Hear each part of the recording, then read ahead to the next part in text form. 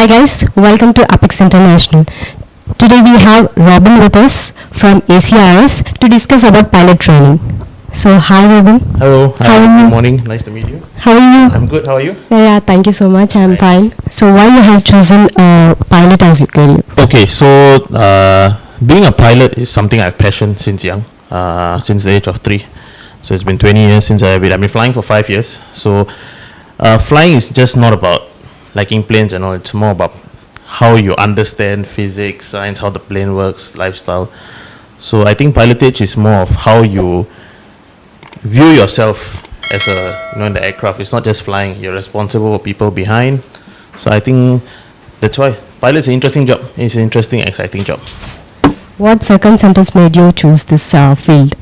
I think firstly is the passion. Secondly is the discipline, and thirdly is the dedication. So if you combine these three, these are the key requirements for a pilot. So that's why I chose this field, and I didn't want to do anything else. So flying is what, it's like I said, passion, determination, discipline. So that's about it. So what are the challenges you faced in this field? I think firstly is getting a job, because you can have finance, but you need to have proper aptitude, stability. You need to know what you're doing, how you're training, and that makes you a better pilot. So if you're just going to go in just to fly, then where a lot of people come in, they just think, oh, it's a fun job, I'm wearing glasses. No, it doesn't work that way. So challenges is firstly the training. It's tough, it's demanding, and secondly is being in an airline is not easy. You're being checked every 6 months, every 12 months, you have line checks, everything. So I think it's always more of the willingness to learn and adapt. Yeah. So can you give me a brief introduction about ACRS? So ACRS is a upstart investment firm. We're actually like a partnership. We have a few partners who are in the aviation field. Our focuses are into flight training. We are looking into aviation finance and also development of technology for airlines. So more of what we are here today to discuss is more of flight training. So ACRS, the purpose of us is to actually get airlines and academies in to provide growth in the terms of trainees for the airplanes. That's our ideal here. We're not just training pilots to just give demand. We are targeting airlines to give demand as well. Yeah. So what services does it offer? So ACRS for flight training, what we do is we market. Firstly, obviously we are marketing. Secondly, we also give students the selection process. We deploy aptitude testing, where we check personality, compatibility, how their mind thinks. And then we also provide them onboarding support into our training centers in Australia. We have some in Asia, some in US as well.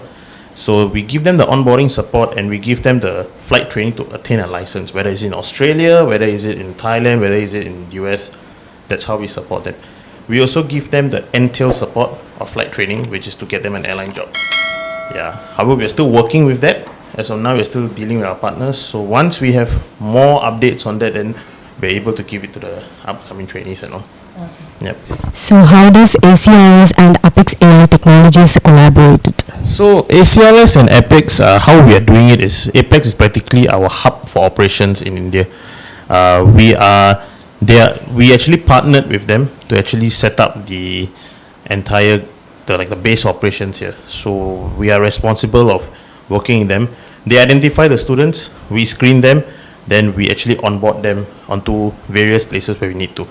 So Apex is more of like our Indian base operations, like our partner here, and we collaborate together to get what we need. Because ACRS, we handle multiple fronts. Apex is more of to handle Indian operations. Yeah. So what are the key objects behind this collaboration? I think firstly, we are in India. India is the key market for aviation. I think in the next 6 to 8 years, there's exponential growth in here. We're looking at 300% on airlines, fleet size. Airlines have massive orders in India. So I think we are targeting India because it is the growth for aviation. Definitely after US and China, India is the third.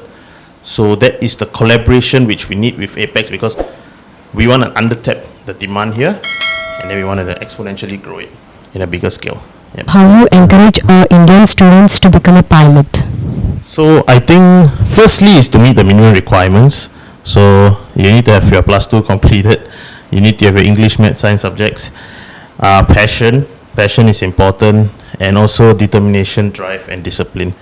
I think if you have all this in, you can give it a shot. You can give us an application, and we can see how we can make your dream a reality, or how we can possibly see if you're a fit for this flying. I think we don't want you to just come in to say, "Oh, I'm just flying for the sake of flying." I think it's more of what is your long-term growth and strategy. Yep.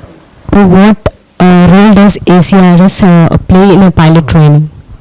Okay, so for pilot training, we give trainees or students who are coming in with quality training, and also we equip them with skills needed to just not only just finish a 1.5 year training and then just carry on. We give them skills and equipment, equip them with what they need to move forward to the airlines. So, like I said, we are not just looking to train pilots for whatever time they are here. We are looking to actually train pilots and develop them for the future. So ACRS' purpose here is just not to, like I said, not just train pilots, but we also train pilots for the future. And when we train pilots for the future, it means equipping them with a mindset. Like, how are they going to fit into the airlines? How are they going to interview themselves? How are they going to even take the training seriously? So that's some things which we do at ACRS. So how does it support for aspiring pilots? So for aspiring pilots coming in, what we do is we identify their needs first. Some people, they think flying is just, we're just going to fly 100 hours and get this. No. You need to know what you're going for, where you're going to fly, are you going to come back, are you going to convert your license, what license you want. So we actually give them a detailed structure on how we can actually support their needs by identifying where they want to go, what they want to do, what they want to do after. So it's like a 3 what, no? Yeah, we ask them, and then we come up with a solution for them, and then we tell them where they can go, what they can do. So what are the eligibility criteria who want to study, who want to get into a pilot? So I think minimum is you need to have, like I said, +2. Your +2 should be completed, your education in India, and basic subjects like English, Maths, Science. Your English competency must be high. That's very important. So that's actually the minimum criteria. And then subsequently, when it comes to aptitude testing and suitability assessment, it's a different package. We will actually see, and then we will see the suitability of a candidate. Yep. So how does ACRS support for the pilot students after their training? Okay, so for right now, what we are trying to do is that we are actually working with, firstly, certain airline partners. We are trying to work out with them to see how we can supplement their growth. Now, I'm not going to say that we are promising a job here. No, that's not what I'm doing here. We are trying to work out a deal. We're trying to keep our partners in line and see what we can come up with in the next few months. This has been a startup for a while. And then once we're able to get eligible placements, then we actually can give a certain amount of placement to our potential trainees and on how they can actually fit into the airlines. So I think that's more of something which we're looking down the road. But for now, what I can say is that the training which we provide ensures that you become of quality, which means you are more equipped to actually undertake an interview. So I think that is what we can actually give for students now. Yep. So are there any specific programs for Indian students? Yeah, so we have, right now, we have about four placements. One is in, we have one in New Zealand, 2 in Australia, and then in South Asia, we have about 2 more academies. So we are trying to identify the needs of what people want. It really depends what license you get, but if your ultimatum is to come back to India, then what we can say is that we are making our programs more DGCA compliant. When you have the DGCA compliance, then at least when you come back, I'm not saying that you will get a DGCA license, no. Obviously, there is a conversion process, which is, there's a minimum hours you need to fly. So that is what we can actually let people know is that, okay, if let's say you go and fly, and you decide to, and you come back to India, and you want to convert your licenses and etc., we actually can do the whole program up for you. Because converting a license in India, it's not a very high cost. It's more of making sure you have minimum hours and then you fly the whatever requirement by the DGCA here. So instead of going to fly bare minimum and come back and coming to DGCA and say, hey, I need to fly another 100 hours. No, that's not what we want. So I think it's more of targeting how we want people to come back and have a proper license which allows them to apply, you know. Yeah. So can you elaborate on the workforce development and succession? Okay, so for workforce development and succession, I think what we are doing is we are not only just telling people for airline placement. When you go to Australia, when you go to wherever and train, there's also opportunities in instructing, flight instructor courses. There's also general aviation, smaller aircraft and all. International airlines are hiring as well. So we can support them by telling them, okay, after course, do you want to be an instructor? Do you want to head back home? Do you want to apply here? No, we are just not going to get people in and just let them go. It's more of telling them how they can assist forward. Obviously, if you have an airline cadet program, it's a different story. You're selected before you start your course. So that's about it actually. So how does this initiative helps in career suggestions? Okay, so at least what people who come to us and train, what they can know is that they are not going to be let, like you finish, you pay your course fees and you finish your training and then that's it. I don't think that's what we are going to drive here. It's like, once you're going to finish, we'll tell you, hey, okay, there's opportunities here. We have airlines, or we have flight instructor courses, or there's other opportunities for you to develop yourself in aviation to give you a better shot at an interview. Like I mentioned in the previous questions also, I think what we don't want to promise here is that we have a job for everybody. No, that's not what we want.